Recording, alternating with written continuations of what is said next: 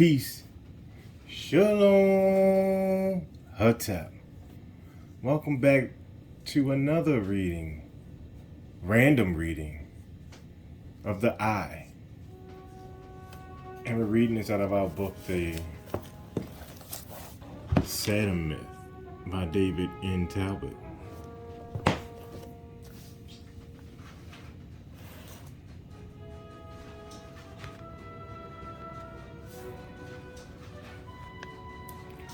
One of the most mysterious symbols which have come down to us is the solitary and all-seeing eye. In ancient Egypt, where the most complete information is available, the symbol pervades the monuments and the sacred texts of all periods. The eye is the key to the religion, states Clark.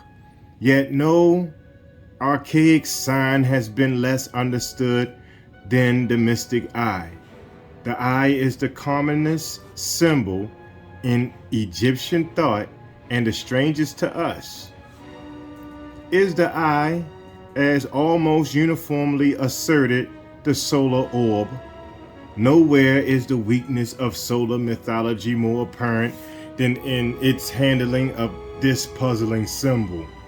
One Egyptologist after another, by following the solar interpretation, passes over in silence the many enigmatic particulars of eye symbolism. To my knowledge, the only well-known authority to reject categorically the solar interpretation is Rudolf Anthis. After devoting extensive research to the Eye of Ra, Anthis concludes that the eye apparently never was the sun. And Anthis, seeking an answer in the heavens as they appear to us today, does not begin to unravel the interconnected symbolism of the eye. Strictly speaking, the Egyptian eye is neither a sun nor a star, but the circle or enclosure fashioned by the Creator as his celestial home. The great God resides in the eye as the pupil. One of the most common names of the eye in Egypt is the Yukat, hieroglyphically rendered as the Yukat. Hieroglyphic combines three closely related signs: to see, and also to form, and to fashion and create, and to fashion and encircle, and to cord and to bind. Now, I'm going to stop and give you a look at these hieroglyphs as they're explaining them in the book.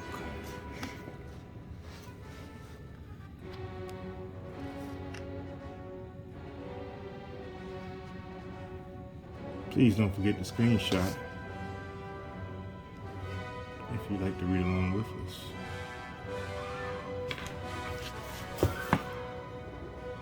Please don't hesitate to like, comment, and subscribe as well.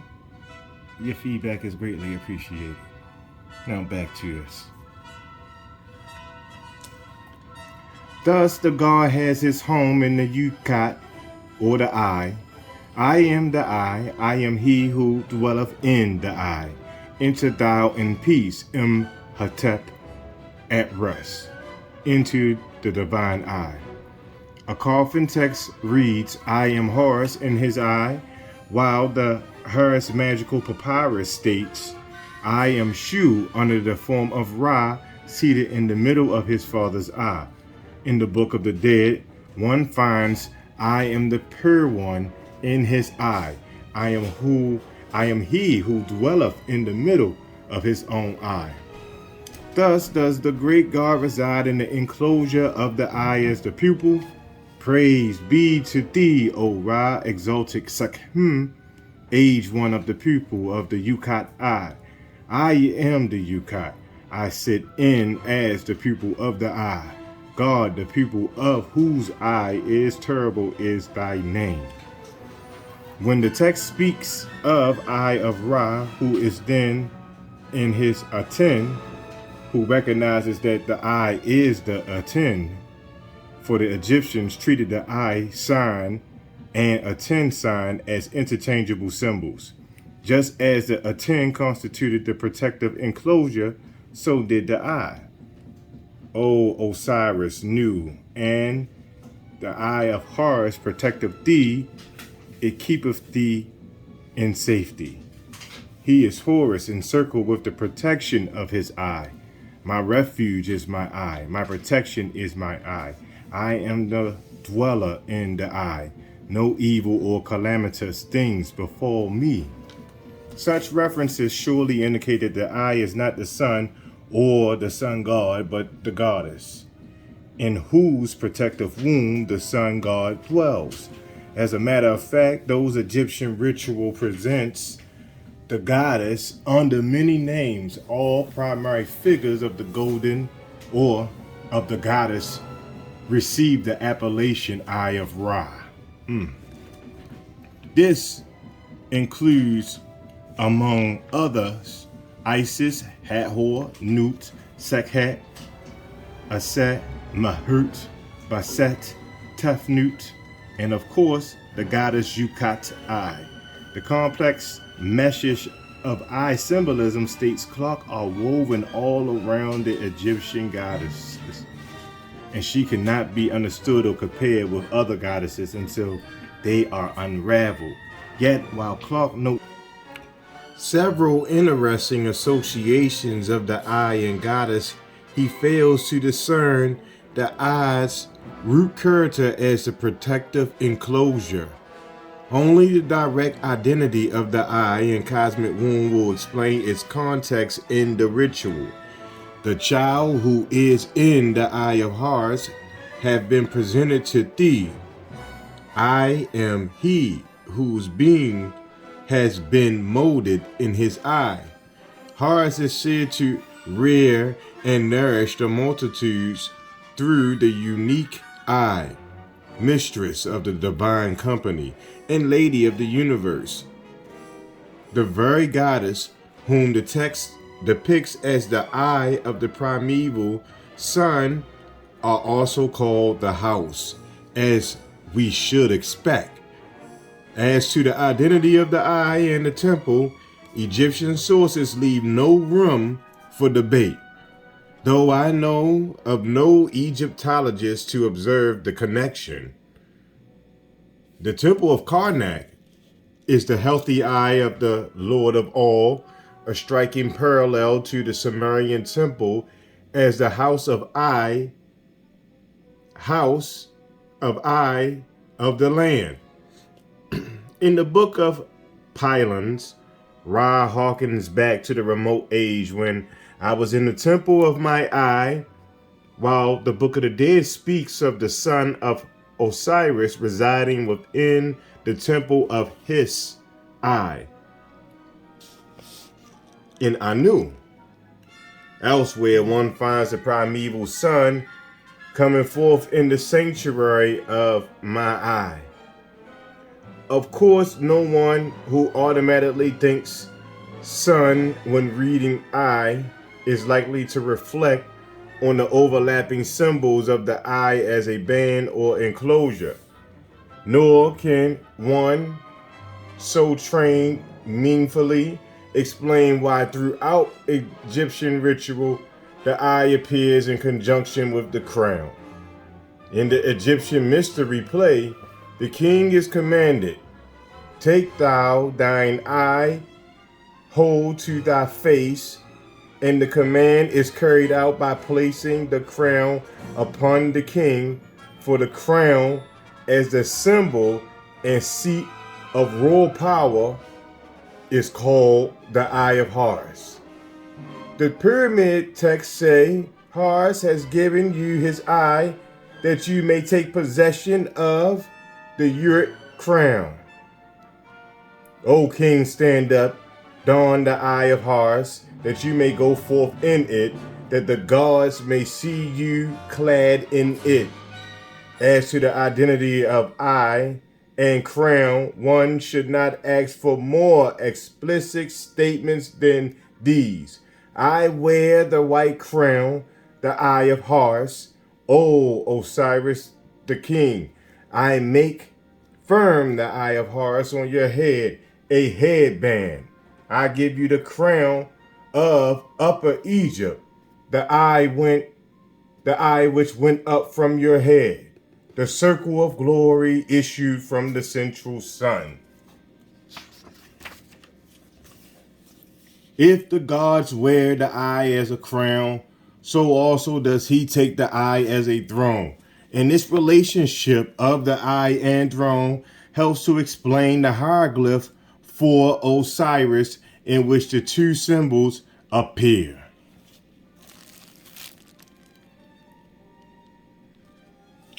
And that's appear together. But to conventional schools, the combination makes little sense. In Budge's opinion, for example, there is no clear basis for the assimilation of the two signs, and the difficulty is hardly likely to be cleared up. Yet, to anyone aware of the interrelated images of Aten, the Osiris hieroglyph will pose no mystery. The throne is the symbol of Isis. Isis is the throne. But the same goddess appears as the eye, so that Osiris sits enthroned within the circle of the eye. Indeed, the Egyptian language says as much when it terms the throne Aset Yukat, the throne of the eye. And the Book of the Dead brings the eye and the throne into connection with the crown and egg. I am the Lord of the crown. I am the eye, my egg. My seat is on the throne. I sit in the pupil of the eye. Though the influence of the eye was felt far beyond Egypt, it is the integrated Egyptian imagery that throws light on later developments of the symbol.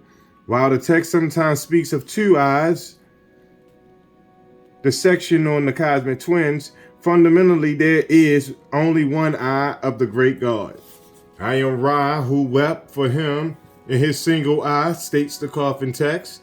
The single eye of Ra, or Horus, is paralleled by the clear-seeing eye of the Sumerian Anki, or Enki, the single eyes of the Norse Odin, the Iranian Ahura Mazda, and the Mexican Tlaloc, the ageless eye of the all-seeing Zeus, and the one eye of heaven belonging to the Japanese Ama no Mahiti Oshu. The Egyptian eye of Horus in the Book of the Dead is that which shineth with splendors on the forehead of Ra.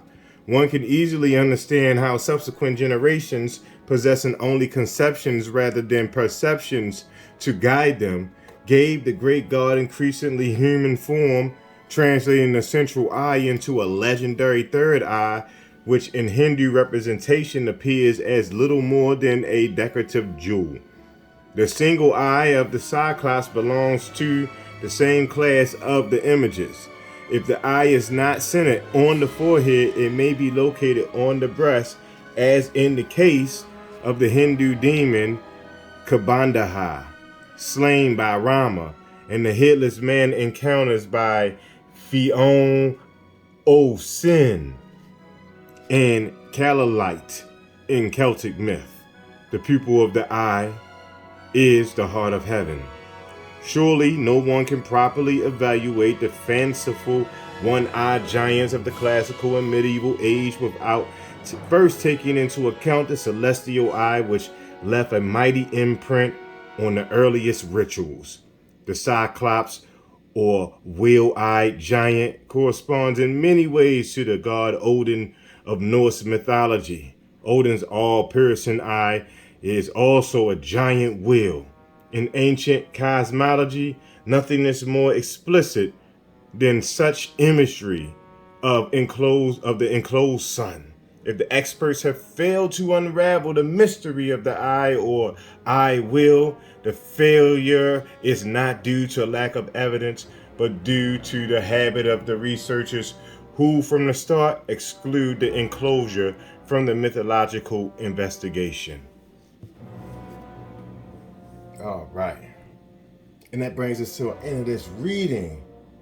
I drew this as close to the hieroglyph for Asar or Osiris as possible, or Osiris as possible, so we can understand some of the stuff here, because I didn't understand, so I'm going to speak on it. Why they would have the eye and then this throne here, which we all knew was Isis or something, and then Asar here. Like, it didn't make sense why they were all together. But judging by the information that we just read here, if this is going to be the crown, of course they say that Isis is under the eye anyway. We read that earlier. But if this is the crown, then I see why this figure is kneeling right here at the throne. And now that just brought a whole bunch of logic to this particular hieroglyph right here for me. So nothing real heavy, but just by having the perception of looking at this as a crown, the eye is a crown, having that information and the information that backs it up, and now looking at the stance here and the throne, you know what's going on here. It's almost like some King Arthur type stuff going on. So, man, I just thought this was beautiful, and that was one of the things I wanted to highlight. There's plenty of other points in this whole thing that support the claim for the eye. Yeah. So it doesn't actually mean the sun, it means the enclosure of the sun. Wonderful. Thank y'all for coming out. God bless you. Good night.